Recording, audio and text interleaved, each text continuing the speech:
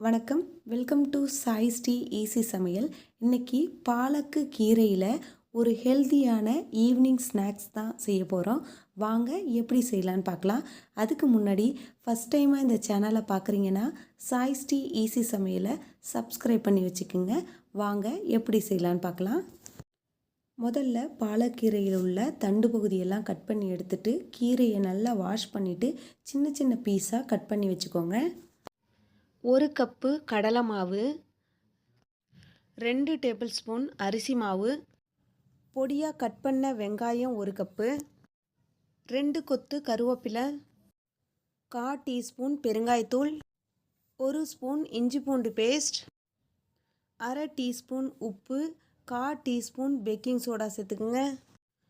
Wash பண்ணி cut பண்ணி வச்சுருக்க பாலக்கு கீரை 1 பிடி அளவு சேர்த்துக்குங்க. இது எல்லாத்தையும் சேர்த்து ஒரு முறை நல்லா மிக்ஸ் பண்ணிக்கோங்க.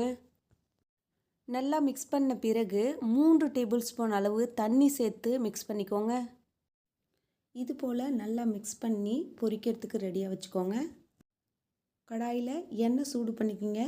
எண்ணெய் சூடானதும் மிக்ஸ் பண்ணி வச்சுருக்க மாவை இது போல் பக்கோடாவாக போட்டுக்குங்க. உங்களுடைய விருப்பத்துக்கு தகுந்த மாதிரி இதை பக்கோடா மாதிரியும் போட்டுக்கலாம் அல்லது போண்டா மாதிரியும் போட்டுக்கலாம். பக்கோடாயில் காரத்துக்கு நான் எதுவும் சேர்க்கலை. உங்களுக்கு காரம் பிடிக்குன்னா கட் பண்ண பச்சை மிளகாயோ அல்லது மிளகாய் தூளோ சேர்த்து மிக்ஸ் பண்ணி கூட நீங்கள் பக்கோடா செஞ்சுக்கலாம். ஸ்டவ்வை மீடியம் ஃப்ளேமில் வச்சுக்கிங்க. பக்கோடாவை இது போல் திருப்பி விட்டு வேக விடுங்க.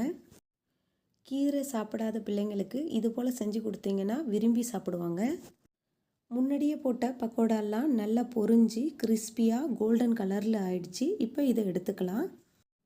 பாக்கி இருக்க பக்கோடாவையும் நல்லா வடிகட்டிட்டு ஒரு டிஷ்யூ பேப்பர் மேலே எடுத்து வச்சுருங்க.